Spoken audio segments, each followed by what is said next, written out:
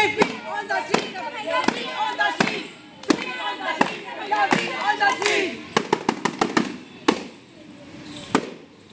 नमस्कार, सत श्री अकाल, आदाब। मैं सलोनी। आज हम सब यहाँ पे आपके लिए कुछ ऐसी कहानी लेकर आए हैं जो है तो बहुत आम सी, लेकिन दर्द और चीखों से भरी है। एक ऐसी कहानी जिसे लोग अक्सर छुपाने की कोशिश करते हैं, लेकिन आज हम सब आपके समक्ष वही कहानी लेकर आए हैं।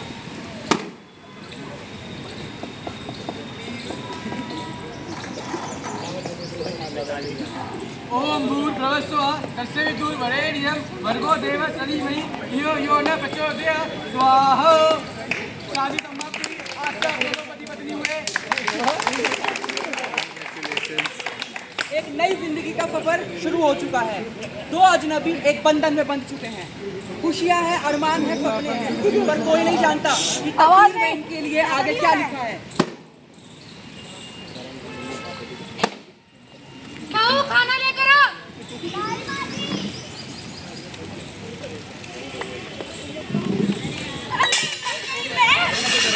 तुम्हारी तो नींद सुझाई नहीं और फिर डरावे चालू हो गए। तो माजी, मेरी तबीयत खराब है। क्या हुआ तुझे? मेरी हालत की है। देख, हमारे टाइम में हमें क्या याद करती थी, पर हम अपनी ससुराल में जाके तुम्हारी तरह नाक निकटाए करते थे। हर महीने की पीड़ा में सहती हूँ और तुम मुझे ही अपवित्र बताते हो। अरे, हर महीने की पीड़ा में सहती हूँ और तुम मुझे ही अपवित्र बताते हो। अरे, रक्त का कतरा कतरा बहता है मेरे शरीर से।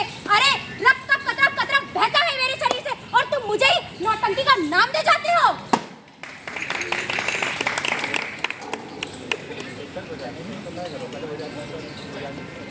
सुनते हो? अरे क्या हो गया? मेरी तबीयत ठीक नहीं है, तो क्या तुम माजी को बोल दोगे मुझे थोड़ा कम काम बताएं? कम काम बताया करे। अरे तुम क्या चाहती हो? मैं अपनी माँ से इस उम्र में बोलूं काम करे? मेरा वो मतलब नहीं था, मेरी डेट आई हुई है तो मुझसे काम नहीं हो रहा है। छी, ये कैसी बात कर रही हो? क्या तुम अपने घर में यही सब सीख के आई हो? अब तुम्हारी माँ यही सिखाती है कि अपने पति से ऐसे बात करना। अच्छा, शांत हो जाओ, गुस्सा मत करो। मुझे पैसे दे दो, मैं अपना सैनिटरी पैड खुद ले आऊँ। पैसे? कैसे पैसे?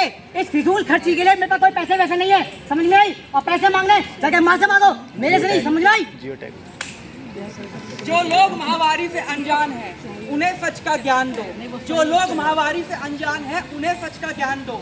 छिपाने से कुछ नहीं होगा, दुनिया को पहचान दो। अच्छा स्वास्थ्य ही है असली ताकत, अच्छा स्वास्थ्य ही है असली ताकत। सबको ये पैगाम दो, आज सबको ये पैगाम दो।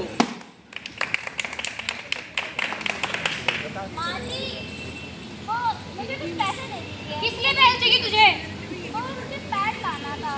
इतने पैसे नहीं है हमारे पास जो हम तुम्हारी चीजों के लिए देंगे। देखने नहीं तुम कितनी महंगाई हो रही है। अपने बेटे को देने के लिए तो बहुत है तुम्हारे पास। हाँ, तो बेटा है मेरा वो। ये लो कपड़ा, इसे यूज करो। हमारे दादी नानी सब इसे यूज करते आए हैं, तुम भी इसे इस्तेमाल करो।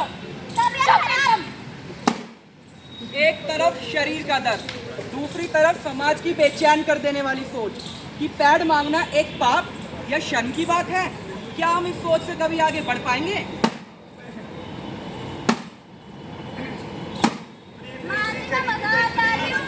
ठीक है, जल्दी आइयो। फ्री में ले लो सैनिटरी पैड, फ्री। ये लो बेटा।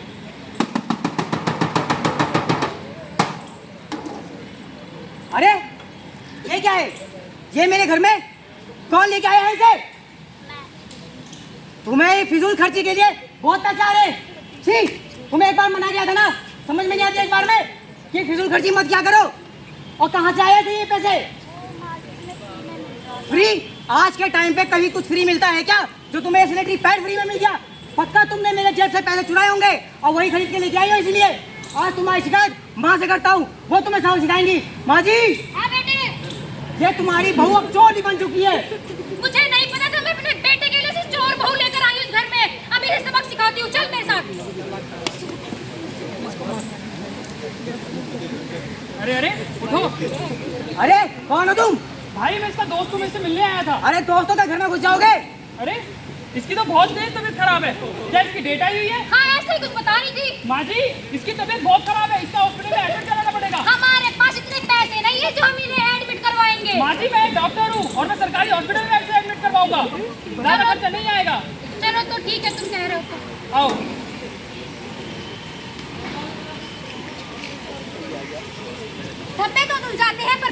जाती हैं। अरे धब्बे तो धुल जाते हैं पर बीमारियां रह जाती हैं। महामारी के समय अगर साफ सफाई ना हो तो मुसीबत आ जाती है। इसलिए ना हो बेपरवाह, ना समझे ये छोटी बात। महिलाओं के स्वास्थ्य की सुरक्षा ही है सबसे बड़ी जीत।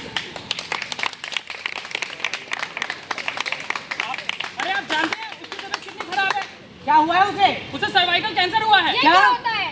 ये बीमारी तब होती है जब आप महामारी के वक्त उसे कपड़ा इस्तेमाल करने के लिए देते हैं। ऐसा क्यों किया आपने? अब क्या करें डॉक्टर साहब, आप ही कुछ बताइए। अब उसका ऑपरेशन होगा, मुझे ऑपरेशन करना होगा उसका। जो आपको ठीक लगे कर लो। ओके, आप बाहर इंतजार करिए, मैं उसका ऑपरेशन करता हूँ। माँ, मैं बाहर से आता हूँ जरा। अरे गुड्डू भाई यहाँ क्या कर रहे हो?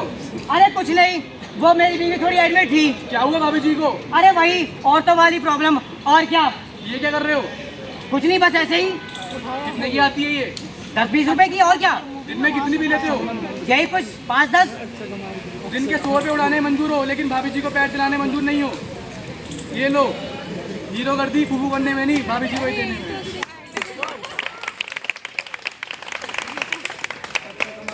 मेरे दोस्त ठीक ही तो बोल रहा है।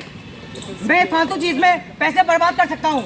अगर मैंने आज अपनी वाइफ को समझा होता, बीवी को समझा होता, तो आज वो इस तरह मौत और जूझ नहीं रही होती। ये जो लहू की बूंदे हैं, ये कमजोरी नहीं ताकत है। ये जो लहू की बूंदे हैं, ये कमजोरी नहीं ताकत है। इसी में सृष्टि रचने की सबसे बड़ी ताकत है। घबराओ मत, छिपाओ मत, इसे अपनाओ और महिलाओं के इस दर्द को सम्मान का रूप दिलाओ, सम्मान का रूप दिलाओ। अरे आप कहाँ थे इतनी देर से? अरे कहीं डॉक्टर साहब, आपने तो कहा था कि मेरी बीवी को पैड की जरूरत है, तो मैं वो पैड लेने गया था। अरे भाई अब इसका कोई फायदा नहीं। जब मतलब? आपको देना चाहिए तो तब तो आपने इसे दिया नहीं। मतलब? अब आपकी बीवी मर चुकी है। हाँ? हाँ, ये सच है। अब अपना ख्याल रखना। दर्द तो उस दिन भी हुआ था जिस दिन माहवारी के दिनों में मुझे पैड की जगह कपड़ा इस्तेमाल करने को दिया था। अरे दर्द तो उस दिन भी हुआ था जिस दिन माहवारी के दिनों में मुझे पैड की जगह कपड़ा इस्तेमाल करने को दिया था। पर आज ये दर्द मौत के रूप में मेरे सामने खड़ा है। काश उस समय मेरे दर्द को समझा गया होता, काश उसके स्वाभिमान को समझा गया होता।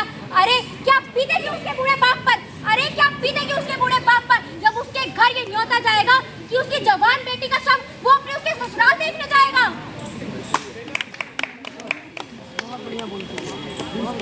विश्व स्वास्थ्य संगठन अर्थात वर्ल्ड हेल्थ ऑर्गेनाइजेशन और संयुक्त राष्ट्र बाल कोष अर्थात यूनिसेफ की 2024 की रिपोर्ट के अनुसार विश्व में केवल 39% स्कूलों में ही मासिक धर्म स्वच्छता प्रदान की जाती है और हर वर्ष 41% महिलाएं माहवारी के दिनों गंदा कपड़ा इस्तेमाल करने से अपनी जान गंवा देती हैं।